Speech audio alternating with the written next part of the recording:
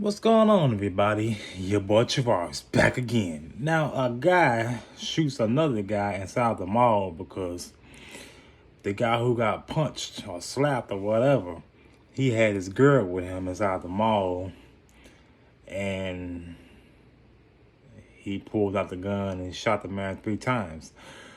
Now, in the man defense, in an old boy defense, man, the guy who got the tattoos all over his neck, the guy, in his defense, the guy who walked up to him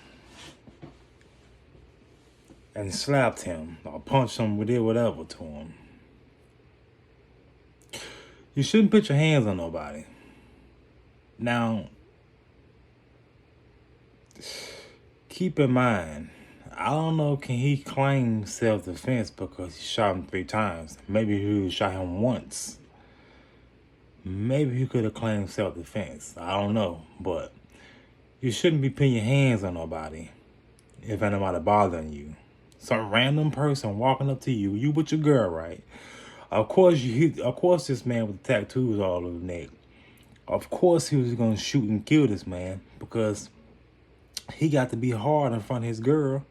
He can't just sit there and be disrespected right there in front of his girl. Of course he was going to pull that damn gun out and get to shooting. But hey, at least he didn't dump the whole clip in him. But, you know, if somebody ain't bothering you, what gives you the right to walk up to a random person and punch him? Like, I'm like, oh boy, now, man. I'm not going to say shit. I'm just going to shoot your ass up real quick. Because ain't nobody going to be fighting these days. You a motherfucking fool. This ain't no damn 1999. This ain't no 1997. This ain't no 2000s. You will get your ass blowed the fuck away real quick. Ain't nobody fighting no more. Ain't nobody fighting no more. It don't matter what race you are. Ain't nobody fighting no more. You think black folks ain't fighting? Niggas shooting? No, everybody's shooting up people. Everybody killing.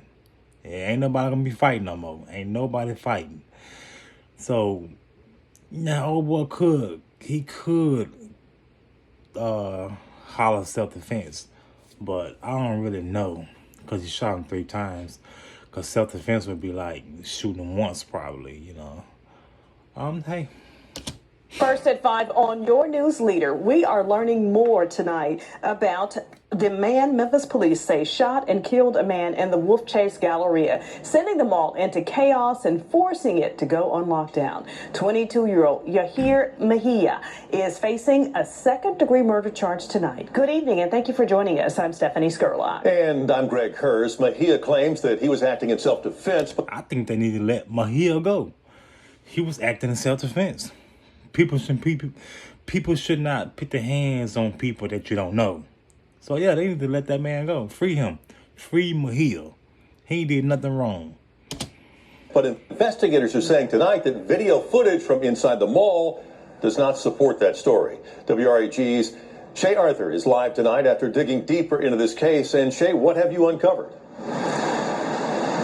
Greg, Stephanie, really, this was such a scary afternoon yesterday. And this afternoon, I talked with the victim's brothers who told me he was such a kind person. They have no idea really why he was targeted. And also tonight, we're learning that Mejia has been arrested in the past. Terrifying moments after a shooting inside the Wolf Chase Galleria Monday afternoon. Frantic customers and employees rushing to take cover after hearing the gunfire. Tonight, we're learning the man who police say pulled the trigger is 22-year-old Yahir Mejia.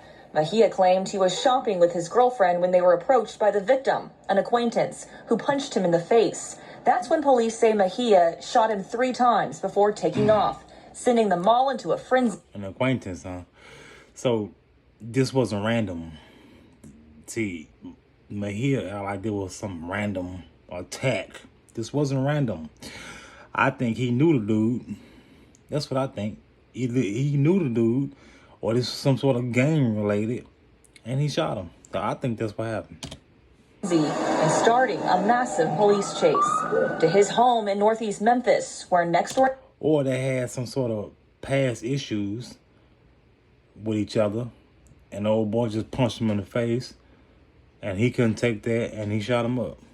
Neighbor Pat Stein says he watched a wild scene unfold. So when the first car pulled up, were police chasing that first car? Yeah, all of a sudden, from everywhere, they pulled up. I mean, there was state police, ICE, the Homeland Security, everybody. And they caught him in the backyard. Stein says the pursuit was in the air as well.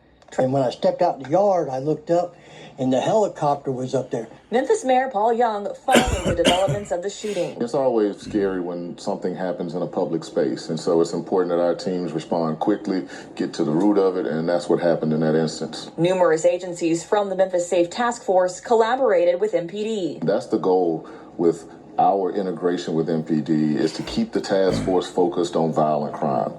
The more we can use those resources to get the individuals that are doing bad things off the streets, the better our community will be, the safer our community will be. No one answered at Mejia's home today, but we've uncovered he's been free on a $20,000 bond since November of 2024, when he was charged with vehicle theft, marijuana possession, and possession of a gun equipped with a Glock switch. He was also arrested for similar charges He had a switch on that thing. You know he going to jail. in 2023. In that case, prosecutors declined to pursue charges. Yeah, and Stephanie Gregg, he's here tonight in jail on a $500,000 bond, set to see a judge tomorrow. For your news leader, we're live downtown tonight. Damn, but they still gave him a bond. That's crazy. That's crazy. Third, WREG, News Channel 3. That's crazy. That is crazy. The video me down in the description below, man. That is crazy.